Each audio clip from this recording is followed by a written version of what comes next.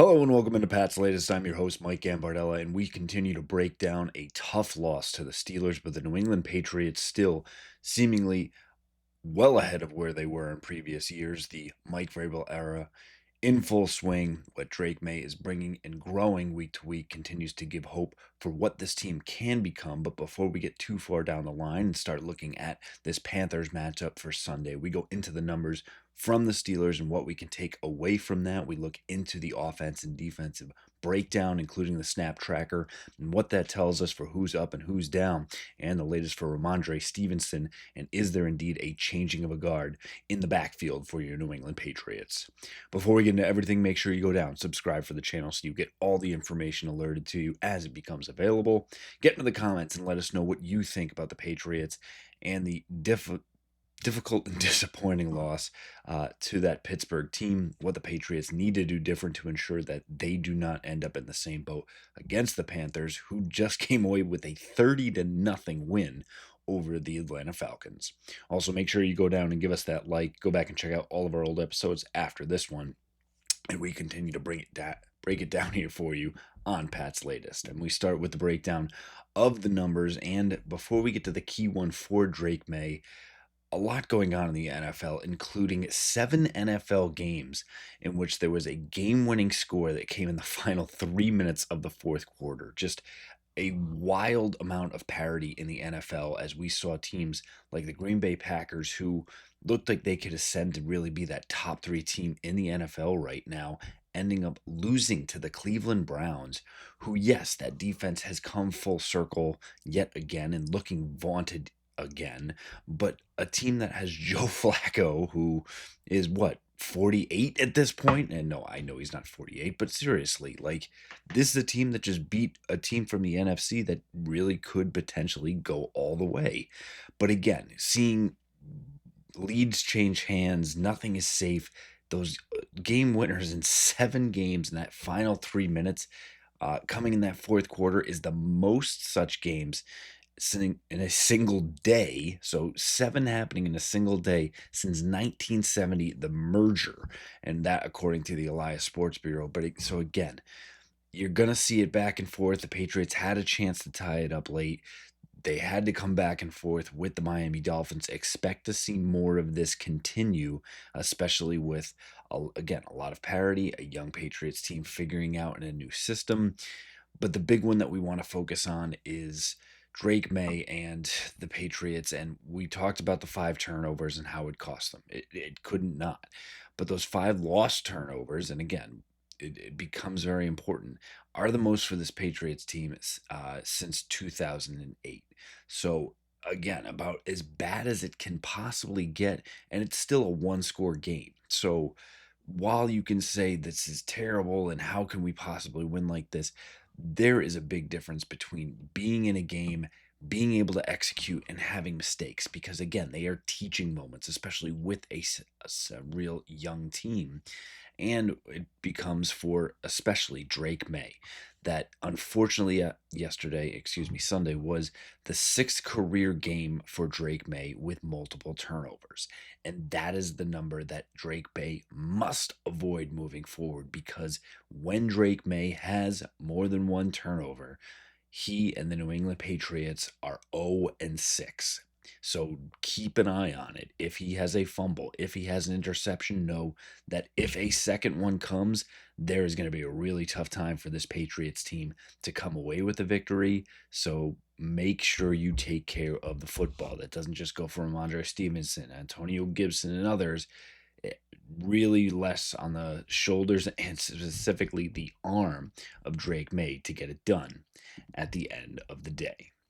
And now we start to look at the defensive breakdown for your New England Patriots from that game. And we saw that Christian Ellis was benched, the starting middle linebacker, next to Robert Spillane in that game.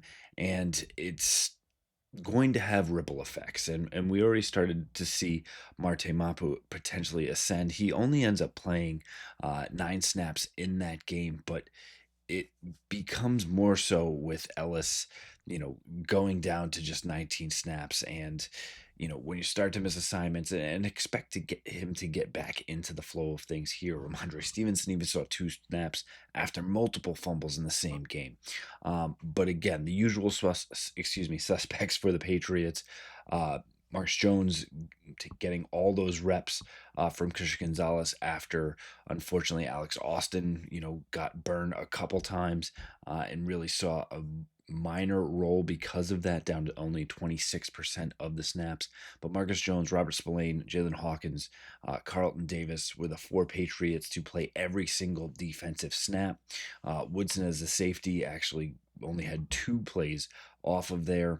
And again, rotating on that defensive line, Harold Landry, Levon Chasen, Milton Williams, and Christian Barmore all seeing nearly 70% and above. Jack Gibbons stepped up in the absence of Marte Mapu, and we'll keep an eye if he continues that trend. He obviously will see more of a timeshare likely to start and riding the hot hand at that position based upon who's doing well.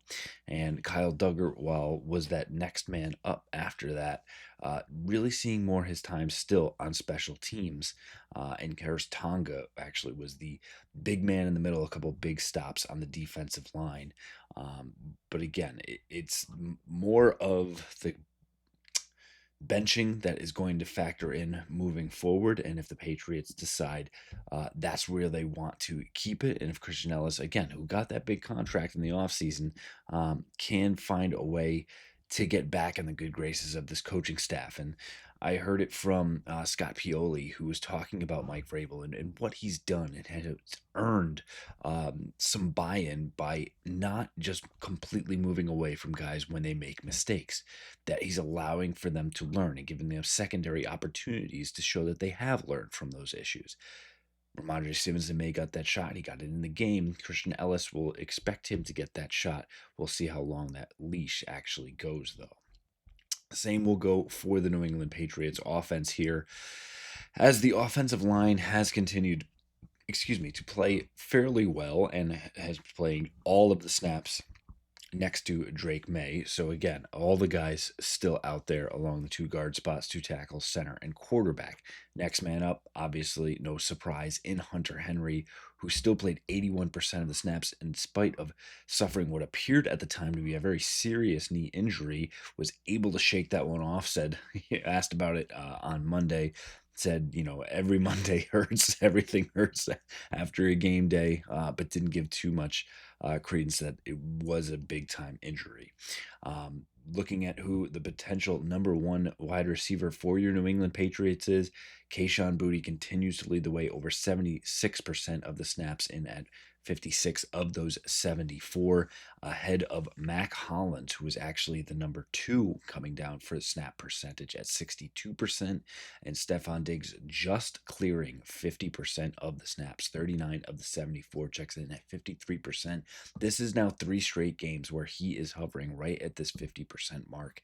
For me, it is time to unleash Stephon Diggs, take these training wheels off, and if we do not see this jump at least to 60%, if not getting closer to that 75% mark that Kayshon Boutte is getting as well, I think that is starting to represent that they are not quite ready to let Stephon Diggs get to this point, because they really are guarding against what is going on with his recovery from the ACL.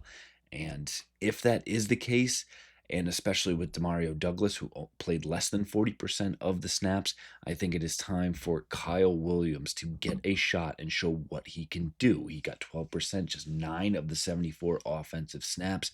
We need more playmaking ability from the wide receiver position. Again, Mac Hollins is a big body target, sure-handed, great blocker, but you need yak guys, yards after catch, guys you can put in space and let things happen. The same is going to go for the running back position. Ramondre Stevenson down to just 36% because of those fumbles.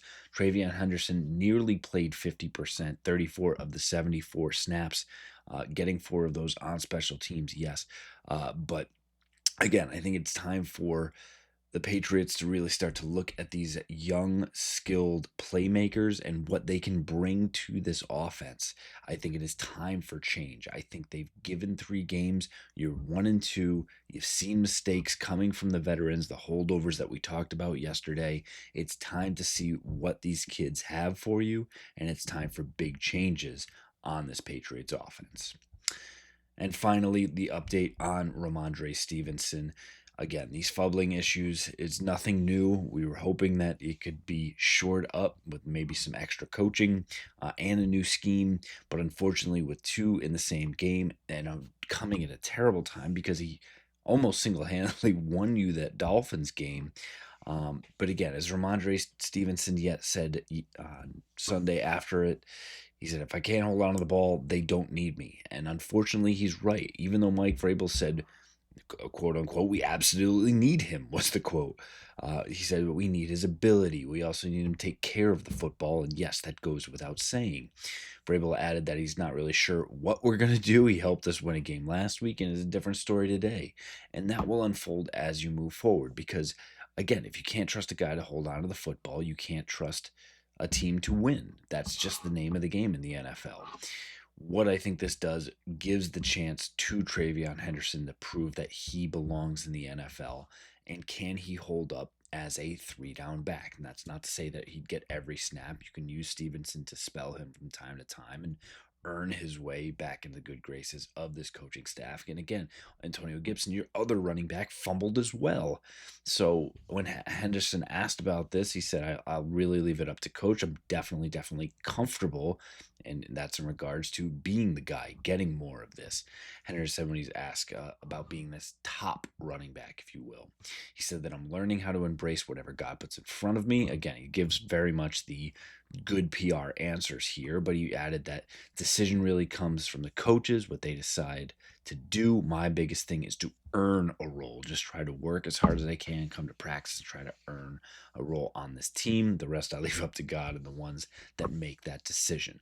And for Henderson, I think he's going to get that chance. It's what we see against an improving Carolina defense. Again, they made life very difficult for Michael Penix and company in Atlanta. We'll see if Henderson, again, can do a little bit more. I think the dark horse of the issue of not getting Travion to a level where he could really be a factor is what the play calls are coming from Josh McDaniel. If you look at his rushing tree from that, it was the same play essentially 5 times in a row. That's got to be questioned. Is it because he's not comfortable putting Travion in these roles? Is that just what it happened to lean itself towards? I think you've got to go variety. You've got to get draws. You've got to get screens, bubble screens, rush right, stretch, halfback dive, run the gamut, get this guy wheel routes, get him involved. Get Drake May the opportunity to make life easy. Don't have to force throws.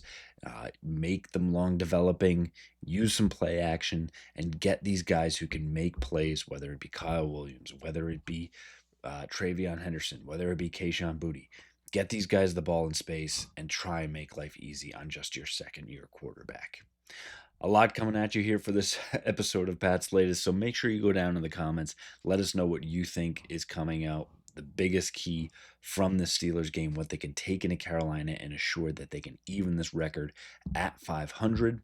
Again, make sure you go down and subscribe for the channel so all the latest information is brought to you as soon as it comes out. Give us that like if you liked what you hear, and go back and check out all those old episodes so you know exactly what's going on with your New England Patriots. We'll continue to have it here for you on Pat's Latest. Fight on, Foxborough.